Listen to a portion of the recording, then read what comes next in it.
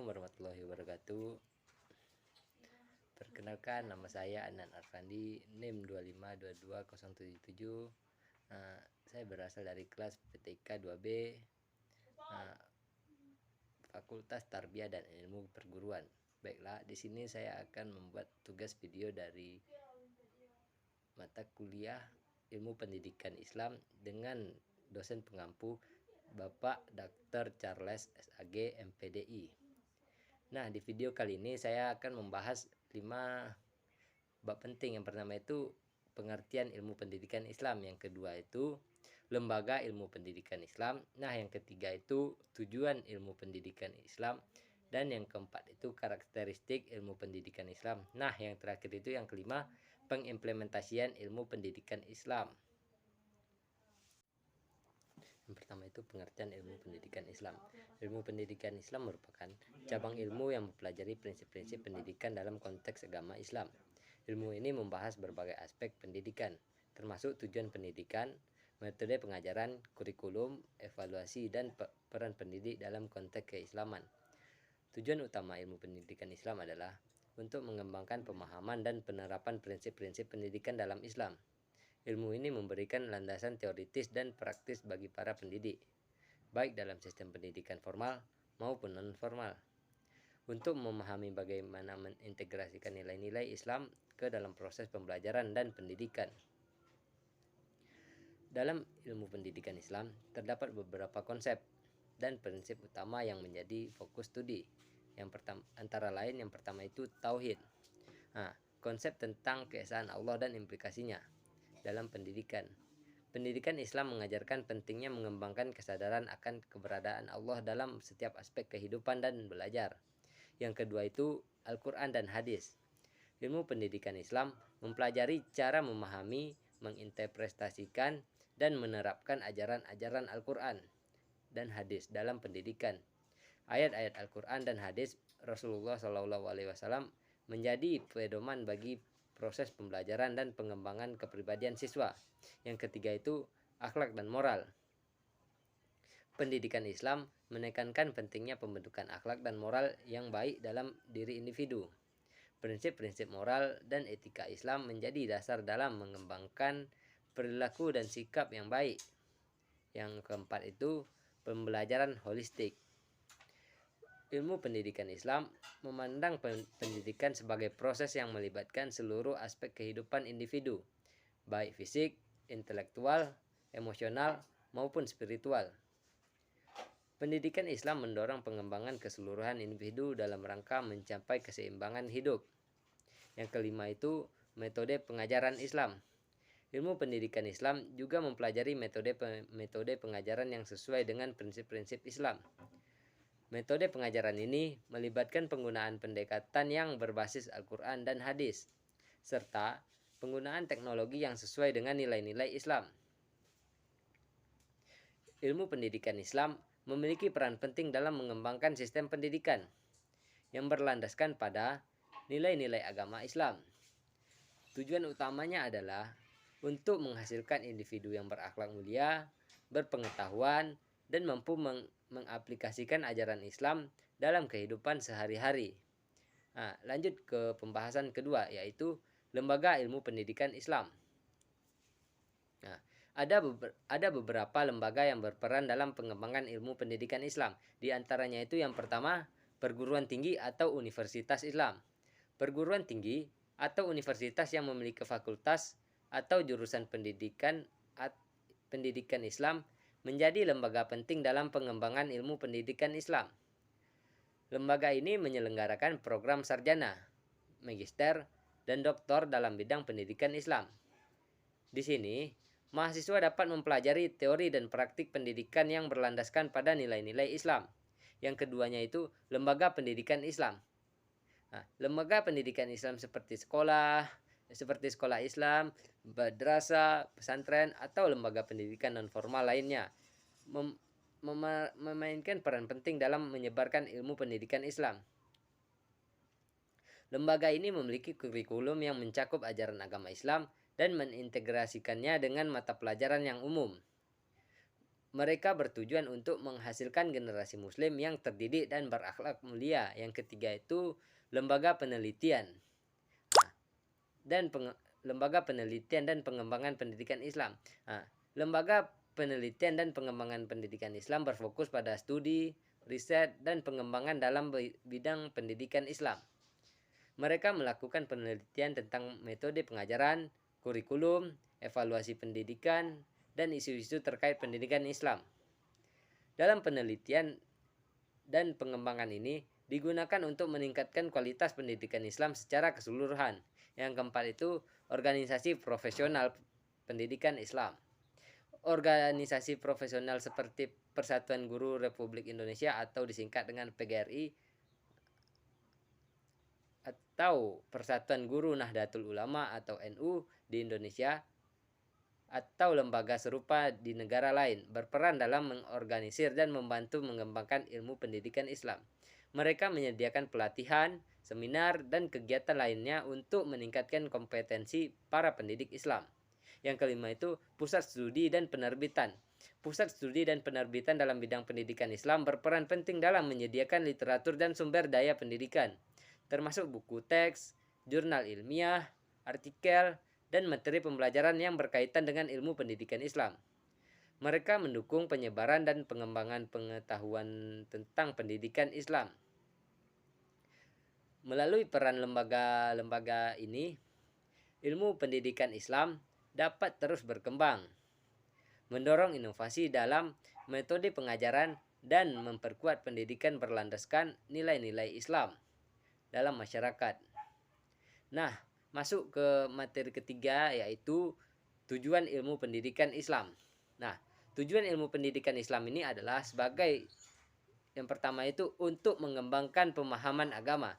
Salah satu tujuan utama ilmu pendidikan Islam adalah untuk mengembangkan pemahaman yang lebih baik tentang agama Islam. Ini menyangkut pemahaman tentang ajaran-ajaran Islam, nilai-nilai moral dan etika serta prinsip-prinsip kehidupan yang diajarkan dalam Islam. Dengan pemahaman yang lebih mendalam tentang agama, pendidikan Islam bertujuan untuk membentuk individu yang kuat secara spiritual dan memiliki kecintaan yang lebih dalam terhadap agama mereka. Yang kedua itu membentuk akhlak mulia. Nah, tujuan penting lain dari ilmu pendidikan Islam adalah membentuk akhlak yang baik pada individu. Pendidikan Islam berupaya mengembangkan moralitas, etika, dan perilaku yang baik dalam kehidupan sehari-hari. Prinsip-prinsip ajaran Islam seperti kejujuran, kesetiaan, kasih sayang, toleransi, dan keadilan ditekankan dalam proses pendidikan untuk membentuk individu yang berakhlak mulia. Yang ketiga itu menyediakan pendidikan berbasis Islam. Ilmu pendidikan Islam bertujuan untuk menyediakan pendidikan yang berbasis nilai-nilai Islam. Hal ini mencakup pengembangan kurikulum yang mengintegrasikan ajaran Islam dengan mata pelajaran umum. Pendidikan Islam berusaha untuk mengajarkan siswa tentang ilmu pengetahuan dan keterampilan praktis dalam konteks nilai-nilai Islam, sehingga mereka dapat mengaplikasikan ajaran tersebut dalam kehidupan sehari-hari.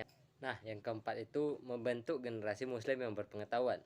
Tujuan lain dari ilmu pendidikan Islam adalah untuk membentuk generasi muslim yang berpengetahuan. Ini mencakup memberikan pengetahuan yang komprehensif tentang ajaran-ajaran Islam, seperti sejarah Islam, ilmu pengetahuan umum, dan keterampilan praktis.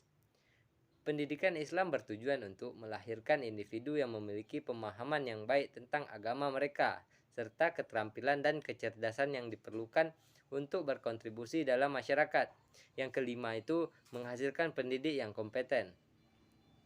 Ilmu pendidikan Islam juga bertujuan untuk menghasilkan pendidik yang kompeten dalam konteks pendidikan Islam. Ini melibatkan pengembangan keterampilan pedagogis, pemahaman tentang prinsip-prinsip pendidikan Islam, dan penerapan metode pengajaran yang sesuai dengan nilai-nilai Islam. Tujuan ini bertujuan untuk mempersiapkan pendidik yang mampu menyampaikan ajaran Islam dengan baik dan membantu mengembangkan potensi siswa secara holistik. Nah, secara keseluruhan, Tujuan ilmu pendidikan Islam itu adalah untuk mengintegrasikan pendidikan dengan prinsip-prinsip Islam, membentuk individu yang berakhlak mulia, dan menghasilkan generasi muslim yang berpengetahuan, berakhlak baik, serta mampu berkontribusi dalam masyarakat. Nah, lanjut ke materi yang keempat, karakteristik ilmu pendidikan Islam. Nah, beberapa karakteristik ilmu pendidikan Islam. Yang pertama itu berbasis pada Al-Quran dan hadis. Ilmu pendidikan Islam memiliki karakteristik yang kuat dalam mengambil landasan dan pedoman dari Al-Quran dan hadis sebagai sumber utama pemahaman dan praktik pendidikan. Ajaran-ajaran Islam dalam Al-Quran dan hadis menjadi pijakan dalam mengembangkan teori, konsep, metode, dan praktik pendidikan Islam. Yang kedua itu holistik dan integratif. Ilmu pendidikan Islam menekankan pendekatan holistik dalam pendidikan. Hal ini mengakui bahwa pendidikan tidak hanya berkaitan dengan aspek akademi atau intelektual saja, tetapi juga melibatkan aspek spiritual, moral, sosial, dan emosional individu. Ilmu pendidikan Islam berusaha untuk mengintegrasikan nilai-nilai agama Islam dalam semua aspek pembelajaran dan pengembangan individu. Yang ketiga itu berorientasi pada pembentukan karakter. Salah satu karakteristik kunci ilmu pendidikan Islam adalah fokus pada pembentukan karakter. Pendidikan Islam bertujuan untuk membentuk akhlak yang baik, moralitas yang tinggi, sikap saling menghormati, kejujuran, kesetiaan, rasa tanggung jawab, dan nilai-nilai positif lainnya dalam diri individu. Karakter yang kuat dan berlandaskan pada ajaran Islam dianggap penting dalam membentuk pribadi yang bermartabat dan bermanfaat bagi masyarakat. Yang keempat itu kontekstual dan relevan. Ilmu pendidikan Islam berusaha untuk memahami dan mengaplikasikan prinsip-prinsip pendidikan dalam konteks kehidupan nyata dan realitas sosial masyarakat muslim. Pendidikan Islam harus relevan dengan tantangan dan kebutuhan zaman, serta mampu mengatasi isu-isu sosial, budaya, dan moral yang dihadapi oleh masyarakat muslim saat ini. Yang kelima itu menghargai keanekaragaman. Ilmu pendidikan Islam menganut prinsip penghormatan terhadap keanekaragaman. Ini mencakup pengakuan dan penghormatan terhadap perbedaan budaya, suku, ras, bahasa, dan latar belakang individu. Pendidikan Islam bertujuan untuk menciptakan lingkungan pendidikan yang inklusif, di mana semua individu merasa dihargai dan diterima tanpa diskriminasi. Yang keenam itu memberikan pendidikan seumur hidup. Ilmu pendidikan Islam memandang penting sebagai proses seumur hidup. Pendidikan Islam tidak terbatas pada tahap-tahap awal kehidupan atau masa sekolah saja, tetapi harus berlangsung sepanjang hidup individu. Pendidikan Islam berfokus pada pengembangan pengetahuan, keterampilan, dan spiritual individu dalam setiap tahap kehidupan mereka. Dengan karakteristik ini, ilmu pendidikan Islam bertujuan untuk menciptakan pendidikan yang bermakna, berarti, dan relevan dalam konteks agama Islam, serta memberikan kontribusi positif bagi pembentukan individu dan masyarakat yang lebih baik. Nah, materi yang kelima itu pengimplementasian ilmu pendidikan Islam. Nah, pengimplementasian ilmu pendidikan Islam dapat dilakukan melalui berbagai cara dan tingkatan, baik dalam konteks lembaga pendidikan formal maupun non-formal. Beberapa contoh pengimplementasi ilmu pendidikan Islam. Yang pertama itu kurikulum dan pengajaran. Implementasi ilmu pendidikan Islam dapat dimulai dengan menyusun kurikulum yang mencakup aspek-aspek pendidikan Islam, seperti pengajaran Al-Quran, hadis, sejarah Islam, etika, dan moralitas, serta praktek ibadah.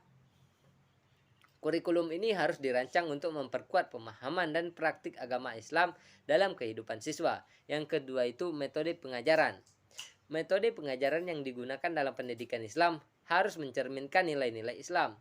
Pendekatan pembelajaran yang berpusat pada siswa, interaktif, dan berbasis masalah dapat diterapkan. Selain itu, Metode pengajaran yang mengintegrasikan teknologi informasi dan komunikasi dengan bijak juga dapat digunakan untuk memfasilitasi proses pembelajaran, yaitu lingkungan pembelajaran. Lingkungan pembelajaran yang islami harus menciptakan suasana yang kondusif untuk pengembangan spiritual, moral, dan intelektual siswa. Hal ini dapat dilakukan dengan menyediakan fasilitas seperti ruang sholat, perpustakaan dengan koleksi buku-buku islami, dan tempat-tempat yang mendorong refleksi spiritual. Yang keempat itu pendidik dan pelatihan.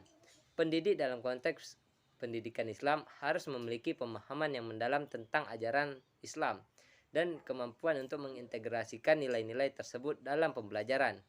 Pendidik perlu terus-menerus mengembangkan diri melalui pelatihan dan pengembangan profesional yang berfokus pada pendidikan Islam. Yang kelima itu kegiatan ekstrakurikuler. Kegiatan ekstrakurikuler dapat digunakan sebagai sarana untuk mengimplementasikan ilmu pendidikan Islam di luar ruang kelas. Misalnya itu adanya kelompok studi Al-Quran, kegiatan amal, atau klub debat Islami. Ini dapat membantu mahasiswa untuk memperdalam pemahaman agama dan menerapkan nilai-nilai Islam dalam kegiatan sehari-hari. Yang keenam itu keterlibatan orang tua dan masyarakat. Implementasi ilmu pendidikan Islam juga memerlukan keterlibatan orang tua dan masyarakat. Orang tua perlu mendukung dan berpartisipasi aktif dalam pendidikan Islam anak-anak mereka di rumah. Sementara itu, masyarakat dapat memberikan dukungan dan memfasilitasi kegiatan keagamaan, seminar, atau lokarya terkait pendidikan Islam. Yang ketujuh itu penelitian dan pengembangan penelitian. Pengembangan dalam pendidikan Islam juga penting untuk terus memperbaiki dan memperkaya pemahaman dan praktik pendidikan Islam. Dalam penelitian ini dapat dilakukan studi tentang metode pengajaran yang efektif, pengembangan kurikulum yang relevan, serta evaluasi program pendidikan Islam. Pengimplementasian ilmu pendidikan Islam harus mencakup aspek teori dan praktik, serta memperhatikan konteks dan kebutuhan lokal. Dengan menggabungkan prinsip-prinsip Islam dengan pendekatan pendidikan yang baik, pengimplementasian ini dapat membantu menghasilkan generasi muslim yang terdidik, berakhlak mulia, dan mampu berkontribusi positif dalam masyarakat. Baiklah, sekianlah penjelasan saya tentang kelima materi tersebut. Lebih dan kurangnya saya mohon maaf. Wabillahi taufiq wal hidayah. Assalamualaikum warahmatullahi wabarakatuh.